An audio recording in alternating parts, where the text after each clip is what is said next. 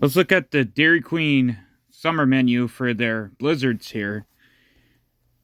Cotton candy, peanut butter poppy chow, s'mores, cocoa dip strawberry, and Oreo cookie Brook. I thought it. Yeah, Oreo cookie Brook, it says right there. Like a waterway, like the brooks you go through in the summer.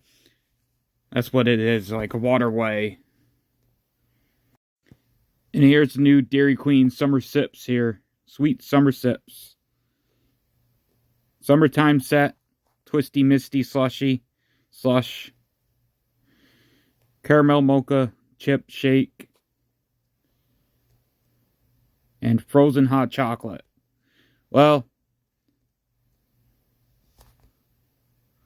looks pretty good, but I don't really go to Dairy Queen that much. And the closest Dairy Queen is almost an hour away, probably about 2 hours away from my house, basically. So I don't really go to Dairy Queen frequently.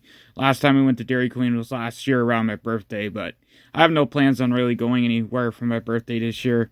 That's just because I wanted to see what Dairy Queen's food was like, and it was mediocre. It was basically not the best food ever. I mean, I could have basically went to Taco Bell and got their food that was better than Dairy Queen's, in my opinion. Their food was mediocre. I mean, their blizzards are pretty good, but their food is mediocre at best.